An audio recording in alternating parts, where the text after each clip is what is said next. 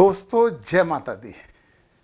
आज हम बात करने वाले हैं मेष राशि के जातकों की और 3 नक्षत्र अश्विनी, भरणी और कृतिका नक्षत्र की। माह अप्रैल 2026 आपके लिए कैसा रहने वाला है, इसकी बात करेंगे, राशिगत भी और नक्षत्रगत भी। एक बहुत महत्वपूर्ण बात मैं आपको बता दूं कि रास्ते हमारे सामने 2 होते हैं। एक रास्ता विकास का होता है और एक रास्ता विनाश का होता है। हमारे कर्म निर्धारित करते हैं कि हम वो विकास का रास्ता चुन रहे हैं या विनाश का रास्ता। और ये कुंडली और ग्रह गोचरी व्यवस्था से अलग हटकर बात है। रास्ता तो आपको चुनना है, फिर आपके ये ग्रह नक्षत्र आपका साथ देते हैं या नहीं देते, ये हमें देखना है। ये बात मैंने क्यों बोली, ये बात मैं समझाने वाला हूँ। सबसे पहले हम बात कर लेते हैं ग्रह गोचरीय व्यवस्था की। ये जो कुंडली यहाँ पे बनी हुई है, ये बनी है 2 अप्रैल की कुंडली। देखिए यहाँ पे लग्न में आपके शुक्र हैं और ये माना जाता है कि शुक्र जहाँ होते हैं उसका 7वां भाव चमकता है, आनंद प्राप्त होता है। तो पहली खुशखबरी ये है कि पार्टनर, सहयोगी, जीवन साथी आपके लिए अच्छे होने वाले हैं। परंतु यहाँ पे शुक्र हम देख रहे हैं, शुक्र 19 तारीख को आ जाएंगे, 19 अप्रैल को आपके धन भाव में। या शुक्र अपनी राशि में आएंगे और शुक्र लक्ष्मी प्रदायक ग्रह होते हैं, तो धन की आपके पास कमी नहीं रहेगी।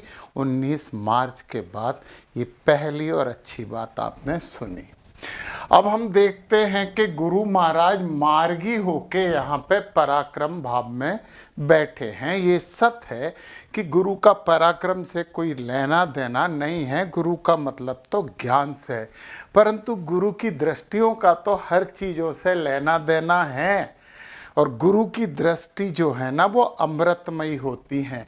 1 2 3 4 5 5वीं दृष्टि गुरु की फिर 7वें भाव पे पड़ रही है। शुक्र भी चमका रहे हैं, गुरु महाराज भी 5वीं दृष्टि से आपके पूर्व जन्म के संचित सदकर्मों का उदय कर रहे हैं। 7वां भाव आपके लिए अप्रैल माह में बहुत चमकने वाला है। ये मान लें 7वीं दृष्टि गुरु की सीधी भाग्य पे है, भाग्योदय करवाएंगे। और 8वीं और 9वीं दृष्टि गुरु की आपके इच्छा पूर्ति वाले भाव पे है, लाभ के भाव पे है, जहाँ राहु महाराज बैठे हैं। और राहु इस घर में बहुत अच्छे होते हैं, बुध के साथ बैठे हैं, तो बुद्धि चलेगी। बस बुद्धि को विकास की दिशा में लगाना है, विनाश की दिशा में नहीं लगाना। पहला अलर्ट मैंने बोल दिया, फिर भी बोलता हूँ, 11वें भाव में राहु बहुत अच्छे होते हैं। अब हम यहाँ पे बात करने वाले हैं, ये जो खतरनाक घर आपके लिए बन गया है, यहाँ पे बैठे हैं सूर्य, मंगल और शनि। आत्मा, ऊर्जा और कर्म, अहंकार, साहस और अनुशासन, ये क्रमशः सूर्य मंगल शनि की बात कर रहा हूं। सत्ता, युद्ध भाव और संघर्ष, नेतृत्व, क्षमता और न्याय। चूंकि 12 हाउस में बैठे हैं, तो आपको कई बार ये तीनों ग्रह युति, शनि महाराज यहाँ पे बैठ गए ना, जिनके ना तो सूर्य से अच्छे संबंध है ना ही मंगल से अच्छे संबंध है, तो कई बार एकाकीपन लगेगा, आपको अकेलापन लगेगा, मानसिक संघर्ष रहेगा, एक दबाव महसूस करेंगे। वरिष्ठों से मतभेद हो सकते हैं, पिता से भी मतभेद हो सकते हैं, सूर्य पिता के कारक भी तो होते हैं। परंतु अच्छी बात सुनिए, शुरुआती संघर्ष के बाद बड़ी सफलता का ये युति है। और फिर सूर्य देखिए ना, सूर्य यहाँ पे 14 तारीख को ये छोड़ के यहाँ आ जाएंगे आपके लग्न भाव में। बस अहंकार से बचना है, बस इतना सा काम आपको करना है, बहुत अच्छा होगा। फिर यहाँ पे केतु महाराज की बात नहीं की थी, 5वें भाव में बैठे जो स्टूडेंट हैं यार, वो बिला वजह कोचिंग स्कूल यूनिवर्सिटी बदलने की कोशिश नहीं करें। ये पता जहाँ ये रहते हैं ना वहाँ से ये विमुख करवाते हैं। आप घर में हो तो आपको लगेगा बाहर चलो, बाहर हो तो आपको लगेगा घर में चलो। गणपति जी की आराधना करिए, शंकर पार्वती जी की आराधना करिए, आपके लिए अच्छा होगा। अब हम आ जाते हैं मुख्य मुद्दे पर, और वो मुख्य मुद्दा है नक्षत्र। ये बिल्कुल सत्य है कि नक्षत्र ही ग्रहों को नचाते हैं और ग्रह हमारे ऊपर प्रभाव डालते हैं, परंतु ग्रह पे प्रभाव किसका होता है? नक्षत्रों का प्रभाव होता है। यानी हमारी जिंदगी में सबसे बड़ा प्रभाव होता है नक्षत्रों का। तो सबसे पहले बात कर रहे हैं अश्विनी नक्षत्र की और मेष राशि की। अश्विनी नक्षत्र में सूर्य 14 तारीख तक रेवती नक्षत्र में है, और रेवती नक्षत्र आपका अति मित्र नक्षत्र है। 14 तारीख तक सूर्य आपको नेम और फेम सब दे रहे हैं, और देखो 12 हाउस में बैठे खर्चा करवाने के मूड में हैं, परंतु नेम और फेम दे रहे हैं। जिद में खर्चा मत करना, है ना, गुस्से में ये काम मत करना। और एक और बात, सच्चाई और अनुशासन का पालन करके खर्चा करना, क्योंकि शनि महाराज भी वहीं बैठे हैं। परंतु अति मित्र नक्षत्र में यानी सूर्य आपका 12 हाउस में 15 अप्रैल तक कुछ भी बुरा नहीं कर रहे हैं। फिर आ जाएंगे 14 के बाद अश्विनी नक्षत्र में जन्म नक्षत्र हो जाएगा। फिर आ जाएंगे भरणी नक्षत्र में, ये संपत्ति देंगे 27 तारीख के बाद। 27 अप्रैल के बाद अब सूर्य आपको संपत्ति देंगे। तो सूर्य महाराज आपके लिए बहुत शुभ रहने वाले हैं अप्रैल माह में। सूर्य के बाद मंगल की बात करें, पूर्वा भाद्रपद नक्षत्र में हैं, और पूर्वा भाद्रपद नक्षत्र आपके लिए बद नक्षत्र है, और मंगल बैठे हैं 12वें घर में। बद नक्षत्र बिल्कुल अच्छा नक्षत्र नहीं होता है। तो कब तक हैं? 6 तारीख तक ही हैं, इसलिए राहत रखिए 6 तक। इसके लिए 6 तक, केवल 6 अप्रैल तक, क्योंकि पूर्वा भाद्रपद नक्षत्र में है। आपको रोज एक माला करनी है, ओम अजैक पादाय नमः। देखना मंगल आपका, मंगल का नक्षत्र मंगल को ज़्यादा प्रताड़ित नहीं करेगा, आपका बुरा करने के लिए न्यूट्रल हो जाएगा, अच्छा हो जाएगा। 6 तारीख तक ओम अजैक पादाय नमः का आपको जप करना चाहिए। मंगल के बाद फिर उत्तरा भाद्रपद में आ जाएंगे, आपके लिए मित्र नक्षत्र हो जाएंगे। इसके बाद रेवती में आ जाएंगे तो अति मित्र नक्षत्र हो जाएंगे। तो 6 अप्रैल के साथ मंगल मंगल ही करेंगे। फिर हम बात कर लेते हैं बुध की। पूर्वा भाद्रपद नक्षत्र में है 13 तारीख तक, और ये तो बद नक्षत्र है। तो 6 तक अजैक पादाय नमः की एक माला मत करना, अब आप 2 माला करना। एक माला मंगल के लिए करना, एक माला बुध के लिए करना। हालांकि दोनों ही माला पूर्वा भाद्रपद की हैं, एक भी करोगे तो भी ठीक है, परंतु 2 कर लें यार तो अच्छा है। फिर उत्तरा भाद्रपद में आपके मित्र नक्षत्र हो गए, और रेवती में तो अति मित्र हो गए। मतलब 13 तारीख के बाद बुध भी आपके साथ खड़े हैं। एक के बाद एक खुशखबरियाँ आपको प्राप्त हो रही हैं। और एक बात बताएं, ये ग्रह नक्षत्र सब बुरे हो जाते हैं यदि आप नकारात्मक होते हो। यदि आप सकारात्मक होगे तो सकारात्मक फल मिलेंगे, ये बात मान लीजिए। चलिए, गुरु पुनर्वसु नक्षत्र में है। पुनर्वसु नक्षत्र ढूंढिए। पुनर्वसु नक्षत्र भी आपके लिए वद नक्षत्र है। तो गुरु के लिए पूरे महीने एक माला करना है। देखिए, ये केवल 6 तक 2 माला करनी है, फिर 14 तारीख तक एक ही माला। 1.5 मिनट लगता है एक माला में। एक माला करनी है ओम आदित्यय नमः। ओम आदित्यय नमः। अदिति माता का मंत्र है, पूरे माह करते रहना, जब तक गुरु पुनर्वसु में है तब तक ये मंत्र करते रहिए।